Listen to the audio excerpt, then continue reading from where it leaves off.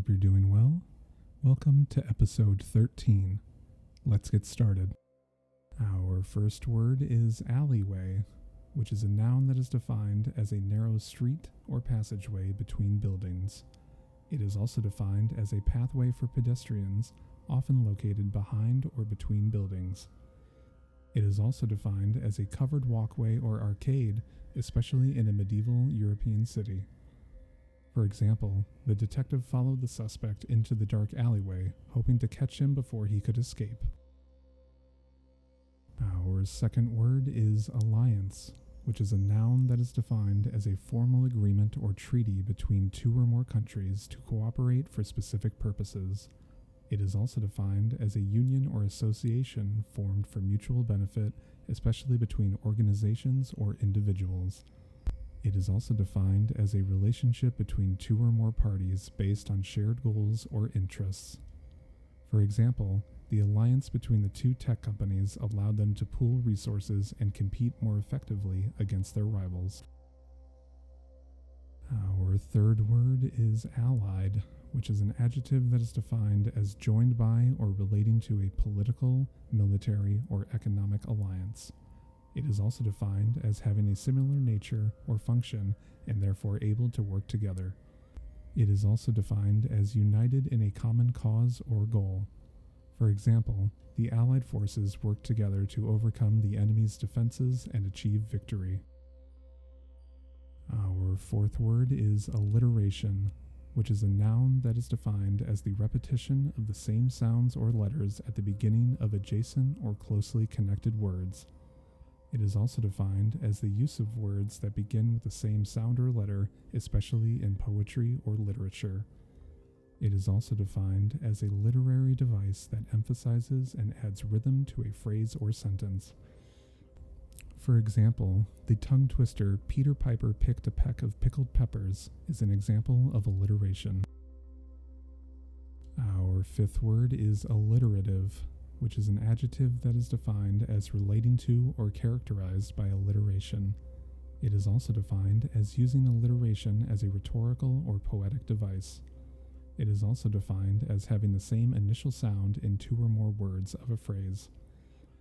For example, the alliterative phrase "Sally sells seashells by the seashore" is a classic example of this literary device. Our sixth word is allness, which is a noun that is defined as the state or condition of being complete, comprehensive, or all-encompassing. It is also defined as the belief or assertion that a particular philosophy or worldview is all-encompassing and includes all aspects of existence. It is also defined as the state of being fully present and attentive to the current moment. For example, the concept of allness is a central tenet of some Eastern philosophies that seek to embrace the totality of existence. Our seventh word is allocate, which is a verb that is defined as to distribute or assign something for a particular purpose or to a particular person or group. It is also defined as to set apart or designate for a specific use or purpose. It is also defined as to allot or apportion a share or portion of something. For example, the manager needs to allocate resources effectively to ensure that each department has the necessary tools and personnel to complete their task. Our eighth word is allocution, which is a noun that is defined as a formal speech or address typically delivered to a judge by a defendant or convicted criminal during a sentence hearing. It is also defined as a formal or authoritative address or statement on a particular subject, often made by a prominent figure or leader. It is also defined as a rhetorical device in which the speaker directly addresses an absent or imaginary person or entity. For example, the convicted felon's allocution to the judge expressed remorse for his actions and begged for leniency in his sentencing. Our ninth word is allonym, which is a noun that is defined as a name used by an author in place of their own name, often a pseudonym or pen name. It is also defined as a name used by one person in a place of another person's name. It is also defined as a name used by a group or organization in place of an individual member's name. For example, the famous author used an allonym to publish their controversial novel without revealing their true identity. Our 10th word is allot, which is a verb that is defined as to distribute or apportion something for a particular purpose or to a particular person or group. It is also defined as to assign a particular amount of something for a specific use or purpose. It is also defined as to set apart or designate for a particular purpose or use. For example, the manager will allot the necessary funds and resources to each department according to their specific needs and priorities. Our 11th word is allotment, which is a noun that is defined as a portion or share of something that is allotted or assigned to a particular person or group. It is also defined as a plot of land that is rented or assigned to an individual for cultivation or gardening. It is also defined as the act of distributing or assigning something for a particular purpose or to a particular person or group. For example, the City Council has approved the allotment of public funds for the construction of a new community center. Our 12th word is allow, which is a verb that is defined as to permit or give permission for something to happen or be done. It is also defined as to grant something to someone or make something available for their use or benefit. It is also defined as to take into account or consider something when making a decision or assessment. For example, the school will allow students to bring their own device to class as long as they are used for educational purposes only. Our 13th word is allowable, which is an adjective that is defined as permitted or allowed within the limits of a particular law, rule, or set of regulations. It is also defined as capable of being allowed or permitted, typically based on certain conditions or criteria. It is also defined as justifiable or defensible within a particular context or framework. For example, the contractor submitted a proposal with allowable expenses that were within the project's budget and guidelines. Our 14th word is allowance, which is a noun that is defined as an amount of money or other resources given on a regular basis, often as a means of support. It is also defined as the act of permitting or tolerating something within certain limits or guidelines. It is also defined as a deduction or discount given for a particular purpose or to a particular group. For example, the parents gave their children a weekly allowance to teach them how to manage their finances responsibly.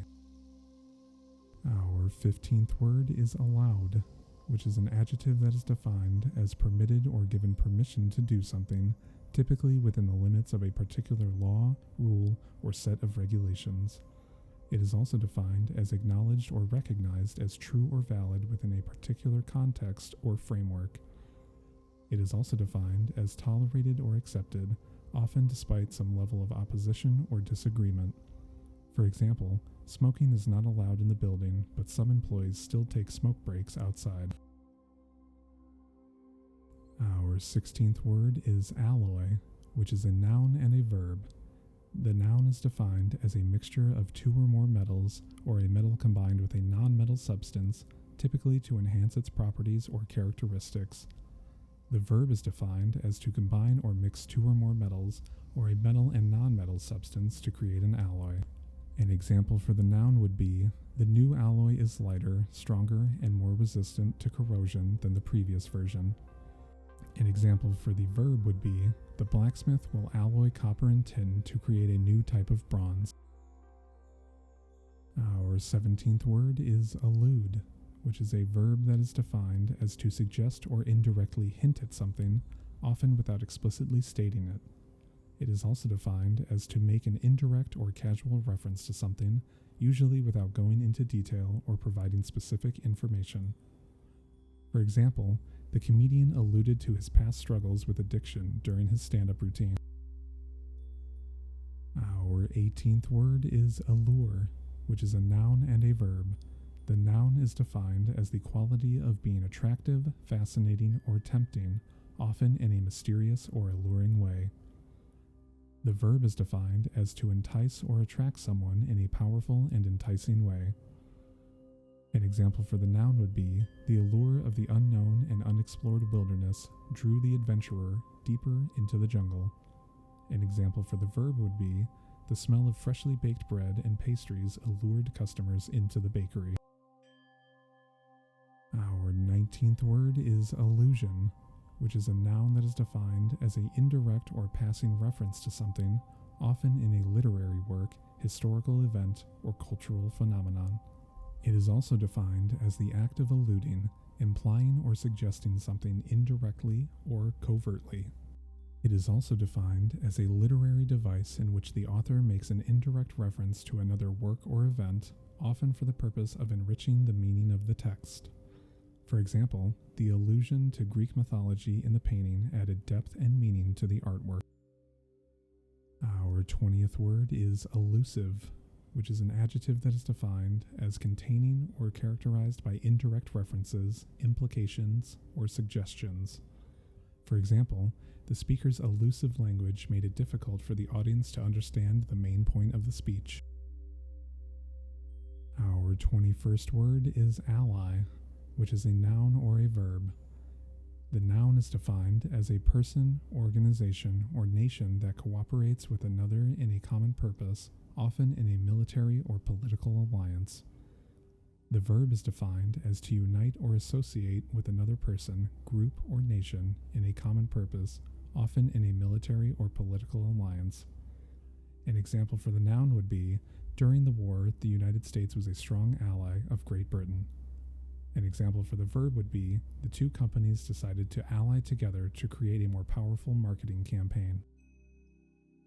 Our 22nd word is almanac, which is a noun that is defined as a yearly publication that provides information on weather forecasts, astronomical events, tides, and other data related to a particular geographic region. It is also defined as a publication that contains a calendar, astronomical information, and other statistical data, often accompanied by essays, poems, or other literary works. For example, the farmer used the almanac to determine the best time to plant his crops.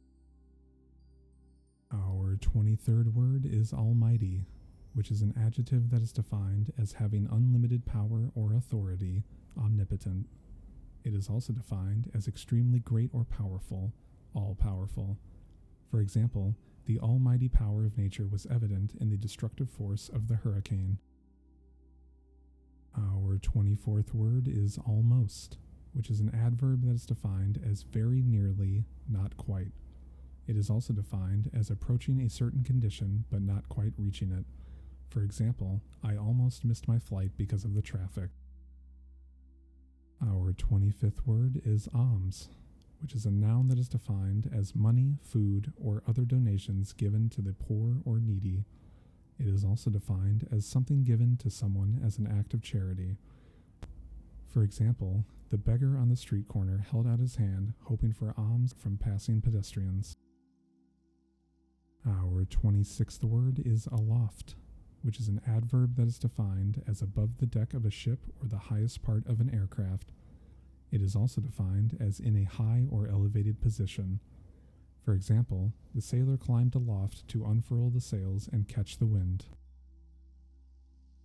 Our 27th word is alone, which is an adjective or an adverb that is defined as on one's own, by oneself. It is also defined as apart from others, solitary. For example, she felt alone in the big city, surrounded by crowds of people, but with no one to talk to. Our 28th word is along, which is a preposition or an adverb that is defined as moving in a constant direction on a more or less horizontal surface. It is also defined as by the side of, next to. For example, they walked along the beach, enjoying the sound of waves crashing on the shore.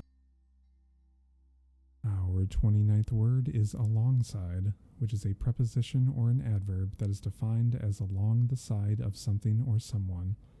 It is also defined as in close proximity to or alongside something or someone.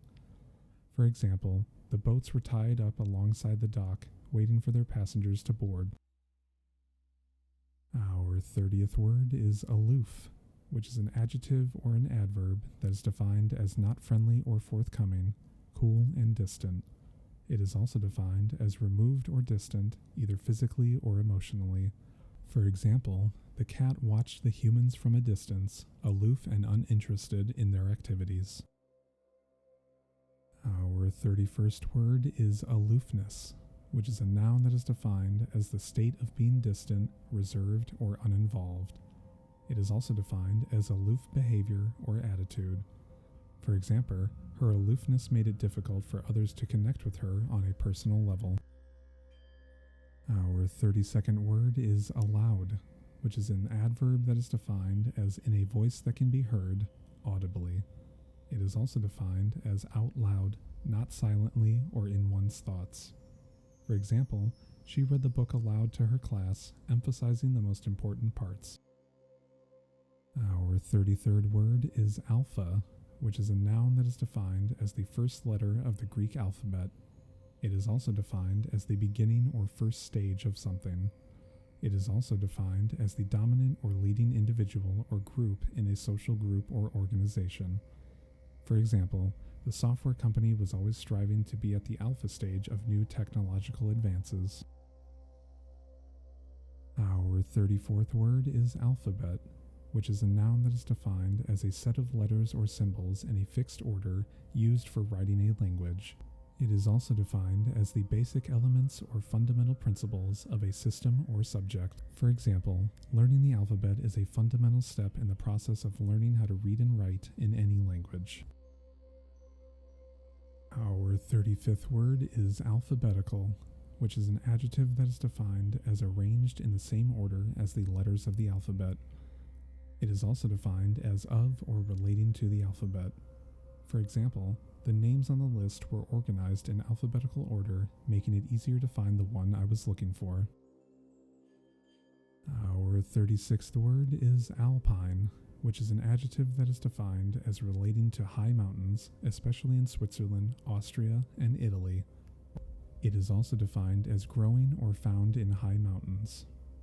For example, the Alpine landscape was breathtaking, with snow-capped peaks and green valleys stretching out below.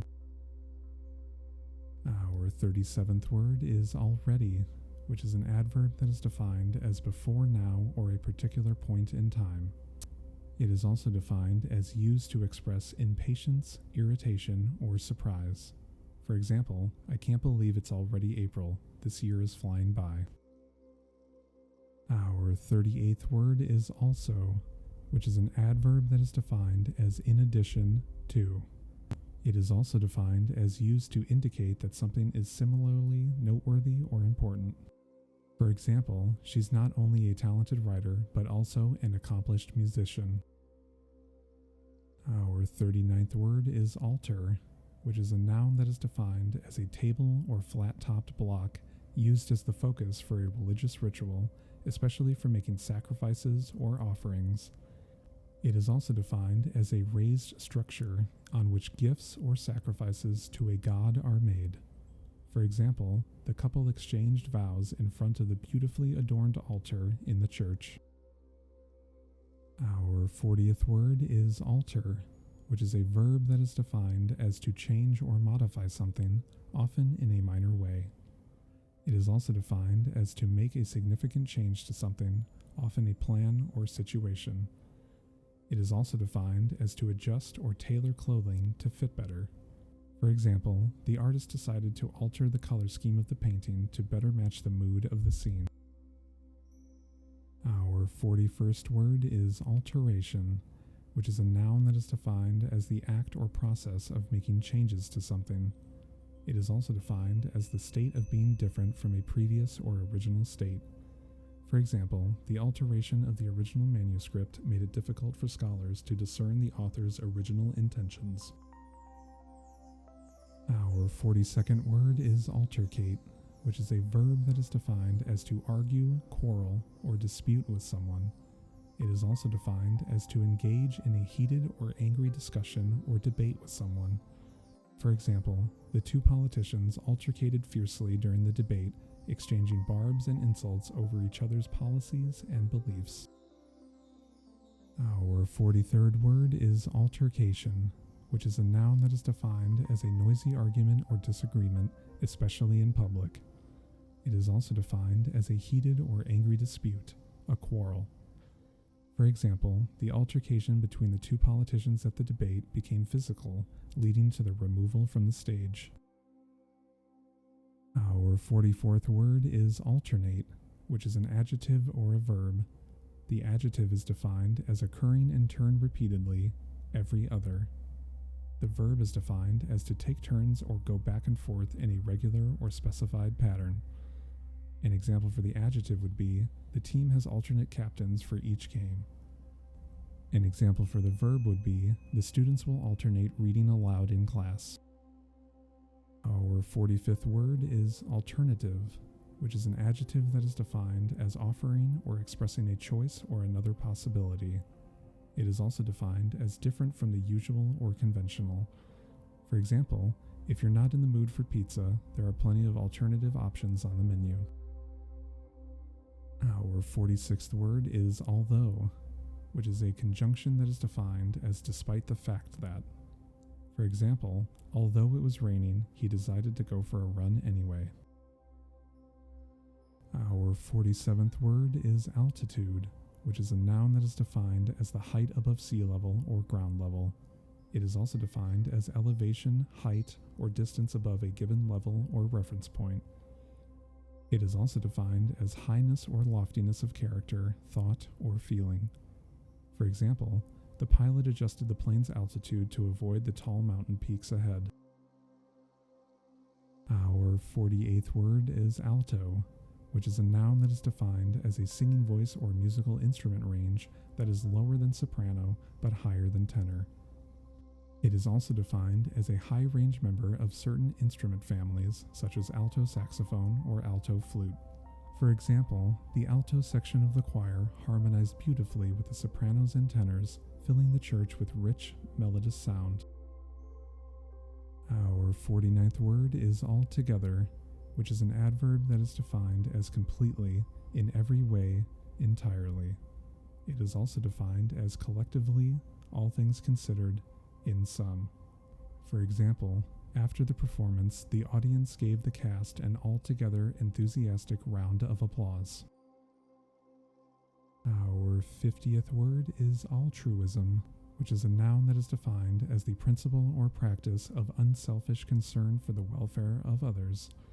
It is also defined as behavior characterized by selflessness and concern for the well-being of others without expectations of personal gain. For example, the volunteer's altruism was evident in the countless hours she spent helping those in need without expecting anything in return. Thank you so much for watching. Don't forget to like and subscribe, and I'll see you in the next episode.